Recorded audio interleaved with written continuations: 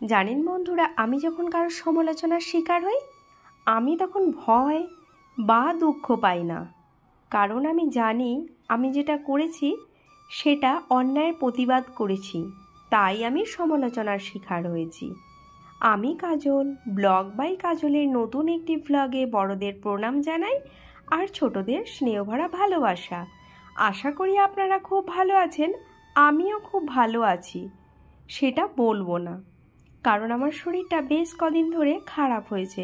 ভীষণ গলায় ব্যথা, সর্দি, ঠান্ডা লাগা, আবার অ্যান্টিবায়োটিক খেয়ে এদিকে পেটের গণ্ডগোলও হয়ে গেছে।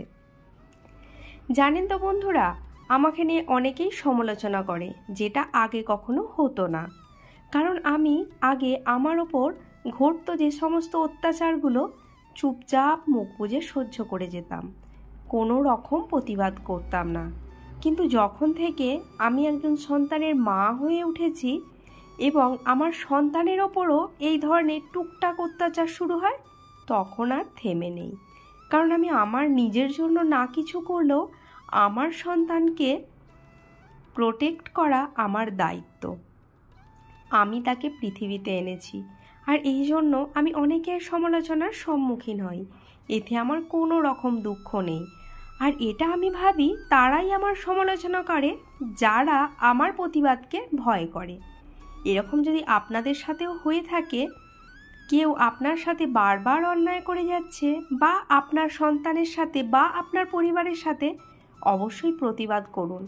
এই ভেবে মুখ বুজে বসে থাকবেন না যে ওনার অনেক প্রতিপত্তি রয়েছে, উনি আপনার থেকে বয়সে বড়, কিংবা ওনার অনেক অর্থনৈতিক ক্ষমতা রয়েছে।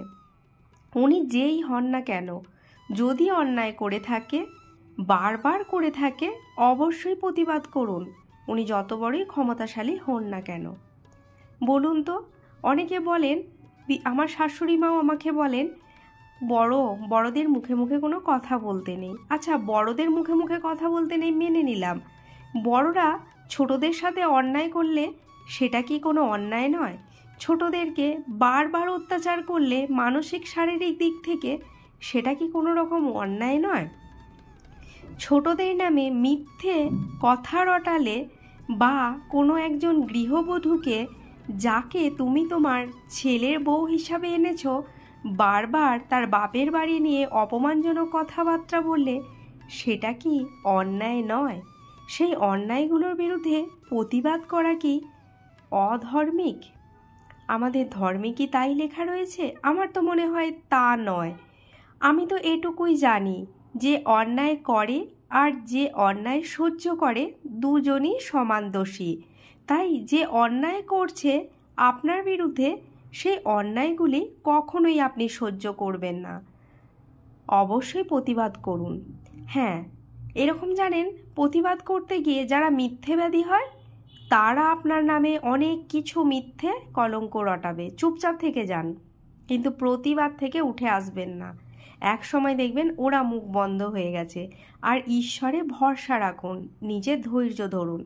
ঈশ্বর এমন একটা সময় দেবেন যখন দেখবেন যারা আপনার সাথে এই অন্যায় অত্যাচারগুলো করেছিল নিজে থেকেই বুঝে যাবে, আর আপনার সাথে কি করেছে শাস্তি তারা পাবেই। আমিও তাই ধৈর্য ধরে থাকি। আমার সঙ্গে যারা মিথ্যে অত্যাচার করেছে, আমার নামে বিভিন্ন ধরনের মিথ্যে কলঙ্ক রটিয়েছে, শাস্তি তো তারা পাবেই। ঈশ্বর কাউকে ছাড়ে না। আমি যদি অন্যায় করি আমিও শাস্তি যেন পাই। আর আমি ঈশ্বরের কাছে এটাই প্রার্থনা করি, কেউ যদি আমার জন্য ভালো চায়, তাকে আমার জন্য সে যতটা ভালো চেয়েছে তার দ্বিগুণ ভালো দিও। আর যে আমার খারাপও চাইছে তাকেও তুমি দ্বিগুণ দিও। তাই না?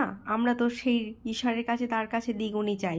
আর জানেন, অনেক মানুষ মনে মনে আপনার খারাপ চায়। আমারও পরিবারে এরকম মানুষের অভাব নেই, কিন্তু মুখে খুব মিষ্টি কথা বলে, যেন সেই মিষ্টির প্রলেপ লাগানো ওষুধের মতো।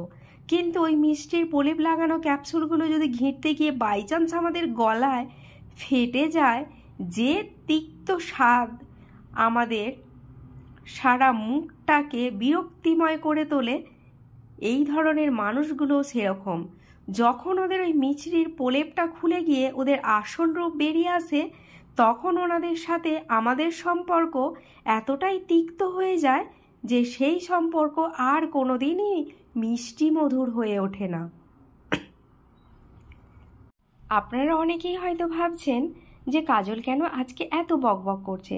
জানেন তো, আমার বেশ কিছু আত্মীয় স্বজনের সাথে, হয়তো আপনাদের আগেও বলেছি, বেশ কিছু তিক্ত অভিজ্ঞতা, যারা আমার ওপর মানসিক অত্যাচার করতো।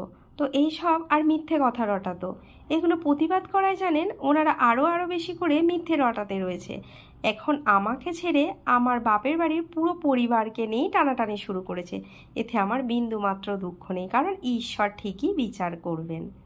তো বন্ধুরা, আজকে ব্লগটি এই পর্যন্তই। যদি ভালো লেগে থাকে অবশ্যই লাইক, শেয়ার, কমেন্ট করতে ভুলবেন না। আর পারলে বন্ধুদের মধ্যে শেয়ার করতেও ভুলো না। সবাই ভালো থেকো, সুস্থ থেকো। আজকের মতো বাই, দেখা হবে আগামীকাল অন্য একটি ভ্লগ ভিডিও নিয়ে। বাই বাই বন্ধুরা।